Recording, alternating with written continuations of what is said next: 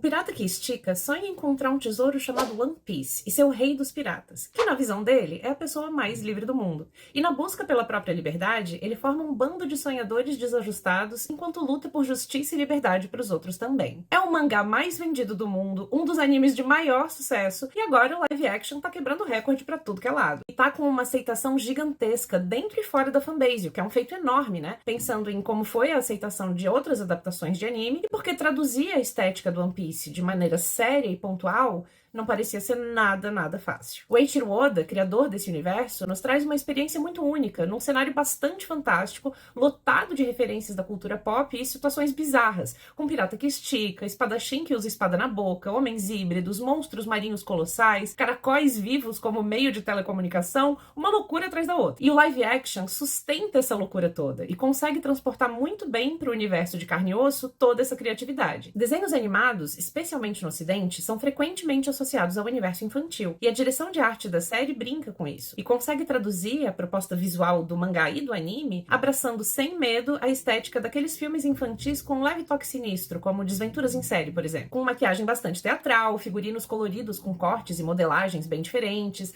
na fotografia, que trabalha muito bem as cores e os enquadramentos, todos esses elementos, mas com uma temática mais séria, nível moderado de sangue e algumas mortes. Por isso eu acho sensacional que o primeiro vilão seja o Bug, porque parece a introdução perfeita pra esse universo bem doido que o Oda criou, sabe? Um circo em que a gente tem palhaço macabro, equilibrista andando em monociclo com roupa excêntrica. É uma ótima forma de dar as boas-vindas ao circo imagético todo que a gente vai mergulhar nas próximas sagas. E é tudo muito levado a sério, com muito carinho. O que é importante, porque mais pra frente, a obra trabalha questões bastante políticas, bastante sensíveis e complexas, nesse cenário bem doido. E aí, pra isso, tanto a história original quanto a direção do live action nos ancoram na realidade de algumas maneiras. Os temas de pano de fundo ao longo dos mais de 1000 episódios do anime passam por discussões sobre abandono parental, depressão, suicídio, escravidão, governos opressivos que se importam mais em servir ao 1% mais rico do que em proteger o resto dos cidadãos, o uso da violência sistemática para controlar as pessoas e para punir aqueles que não se encaixam no status quo, a opressão estrutural sofrida por grupos minoritários, enfim. E além dos temas, os personagens são esféricos, são multifacetados e complexos. Todos têm bagagem anterior, sofrimentos, abandonos, e esses traumas são visíveis no comportamento e na personalidade deles. Todos erram, todos precisam de ajuda, não tem super-homem. Inclusive, os dois mais fortes do bando, logo de cara, perdem as lutas e precisam muito dos amigos. Os atores também estão conseguindo trazer pra tela a energia desses personagens de forma magistral. Falando nisso, a química dos atores do bando tá toda maravilhosa, né? E o Ruffy, gente, o que é esse menino? Que vibe boa, cara. É quase como se o desenho animado tivesse ganhado vida naquele moleque. Eu achei impressionante. Bom, o elenco todo tá muito maravilhoso. Conseguiram trazer muito bem a dramaticidade necessária para envolver a gente nesse universo fantástico. Falando nisso, no live action, como a gente só tem 8 episódios,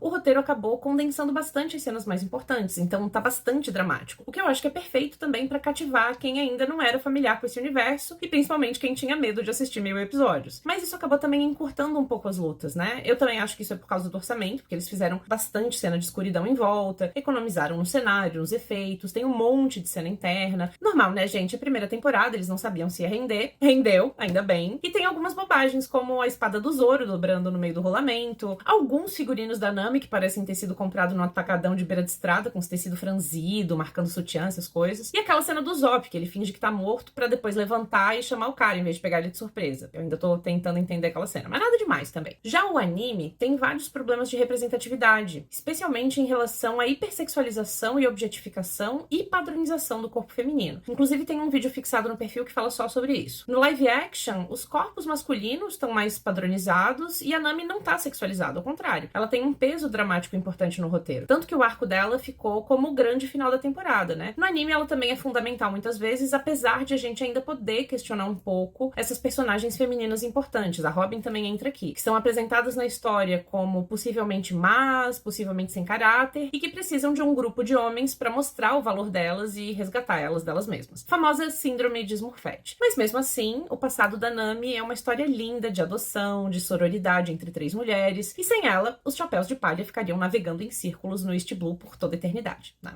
A obra tem uma representação étnica bem problemática em alguns pontos, né? Pensando que o Usopp é o alívio cômico do grupo, por exemplo. O Ruffy, que seria latino, é impulsivo e emocional. O japonês é introspectivo e insensível. O francês faz croissant. Mas é uma obra fundada em caricatura, de artistas, de personagens, músicos, personalidades da cultura pop geral e estereótipos culturais amplamente difundidos. Mesmo assim, o texto original ainda se propõe a discutir a questão da escravidão, por exemplo, e da opressão da elite sobre os homens-peixe, que representam os povos africanos escravizados dentro do universo. Isso eles fazem em outra saga mais tarde, né? Até por isso eu relevo um pouco a representação inicial dos homens-peixe, tanto no anime quanto no live action, que criminaliza esse grupo que já é marginalizado socialmente. Enfim, tem uma mulher dirigindo alguns episódios, tem atores transexuais, tem a proposta de atualizar a obra e rever algumas questões problemáticas de representatividade do texto original, que foi iniciado num Japão da década de 90, né? E a estética tá muito bem trabalhada. A trilha sonora ora nos embala, ora nos agita, junto com esse oceano de criatividade com que o Oda nos inunda, e pela aprovação geral, parece mesmo que o live action é um excelente porto de partida para esse universo fantástico do Pirata que Estica. Meu nome é Carolina Packer, e se você gostou do conteúdo, compartilha para me ajudar a espalhar essas ideias, e até o próximo papo.